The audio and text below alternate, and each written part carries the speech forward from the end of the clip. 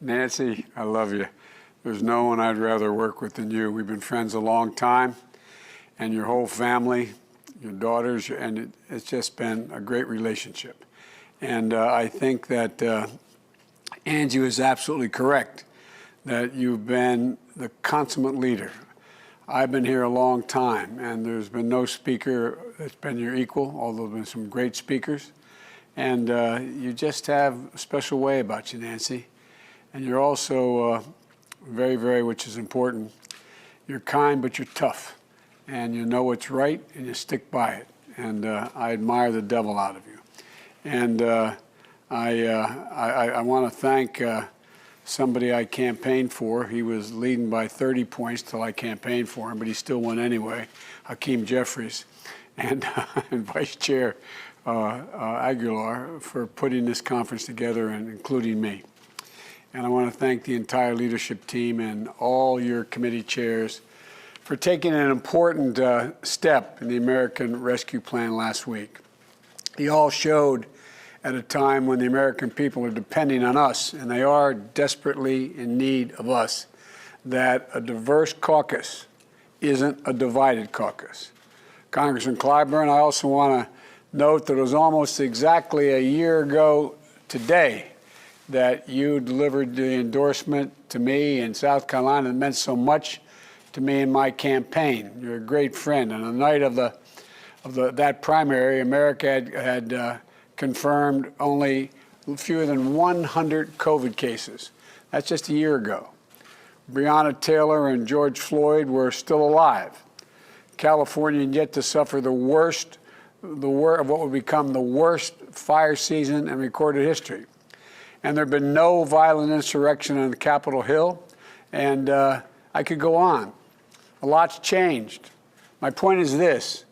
In the year that has passed, all the challenge I spoke about that night, jobs and the economy, affordable, accessible health care, climate change and the need to root out institutional racism, the need for unity and healing, have all become urgent, urgent, urgent, urgent, especially in light of the pandemic that has taken the lives of over, as of yesterday, 518,720, I believe it was, Americans, fellow Americans have lost their lives, and more than 400,000 businesses, mostly small businesses, many minority businesses, have been shuttered.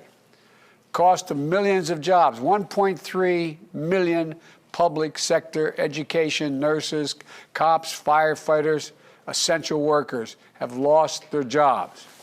So my message today is really simple. You, this caucus, have shown the American people the difference between democratic leadership and what we just had. Leadership makes a difference, and you're continuing to do so. For example, I know that this week you're working on the Protect Our Democracy reforms, as well as the George Floyd Justice and Policing Act, both of which I strongly support.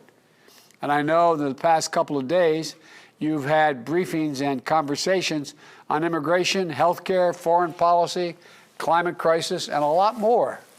And as you work on all of these, I urge you to continue to speak up and speak out about the American Rescue Plan. And here's why. You know, the confidence in the American government has been plummeting since the late 60s to what it is now. And many of you remember that in 2009, we expended a lot of political capital, Nancy and I and others, in the Recovery Act. It was an act that had less than 0.2% waste or fraud in it, according to the experts. And the economists told us we literally saved America from the Depression. But we didn't adequately explain what we had done. Barack was so modest, he didn't want to take, as he said, a victory lap. I kept saying, tell people what we did. He said, we don't have time. I'm not going to take a victory lap. And we paid a price for it, ironically, for that humility. And this is a case where every single piece of the bill you passed addresses a genuine, desperate need for the American people. Each piece isn't just defensible, it is urgent and overwhelmingly supported by the people. It's good policy, and is good politics. And I'm not sure we've ever seen something that is needed as badly as the American Rescue Plan that was as broadly popular. Nancy and I have passed some really important things in our careers, but they haven't always been that. They've been badly needed, but they haven't been overwhelmingly popular. Sir, I've served in the Congress for 36 years before becoming vice president for 8. We never had anything this urgent and this ambitious that was so widely embraced. 3/4 of the American people are together with us on this. 3/4. Nearly unanimous support among Democrats. More than 70% of independents in poll after poll. 60% of Republicans. I'll say that again. 60% of Republicans support what we're doing. A bipartisan group of more than 425 mayors, Democrat and Republican, the AFL-CIO and business leaders. Look, the show of unity we're seeing is unprecedented. It isn't just about the sum of the total package. Americans are lockstep on each of the major elements of the plan, and they know what they are. They support what we're doing on vaccines. Look at the progress we've made with your help.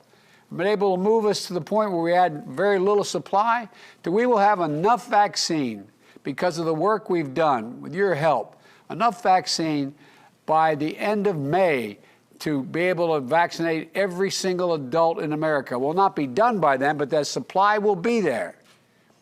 They support what we're doing on direct payments, on unemployment insurance, on food and nutrition support, on keeping people in their homes, on safely reopening our schools. Staying unified as we complete this process of passing the American Rescue Plan won't just make a difference in our fight against COVID-19 and our efforts to rebuild the economy, it will also show the American people we're capable of coming together for what matters most to them. They've lost faith in government. This is a time to reestablish that faith, and the reason why they should have faith because we're doing the right thing. It's a show of strength and a first step forward to restoring their faith in the capacity of government to have their backs. Now, if we deliver on this, it also builds momentum. It builds real enthusiasm as well.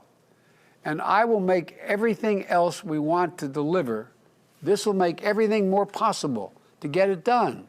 That's why starting off this victory is so important, because it's so consequential to their lives.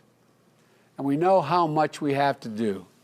But it all starts here. It starts by bringing this home, bringing home what you've done all the way. And I know we're all making some small compromises, but I want to thank you. I want to thank you for the work you've done. I want to thank you for the work we're going to continue to do. I know parts of this and everything else we seek to do are not easy, but people are going to remember how we showed up in this moment, how we listened to them, not specialists, to them, and how we took action. I believe we're going to come through this, and I think that people's memories will be long. And if we continue to stay laser focused on getting shots in people's arms, responding to the economic crisis, it's going to open up a lot of hearts and a lot of doors for us tomorrow to do the many more things we know we have to do. So I want to thank you all. I really mean it from the bottom. I want to thank you. Thank you, thank you, thank you. And I'm happy to take questions if that's what I'm supposed to do, Nance, whatever you want me to do.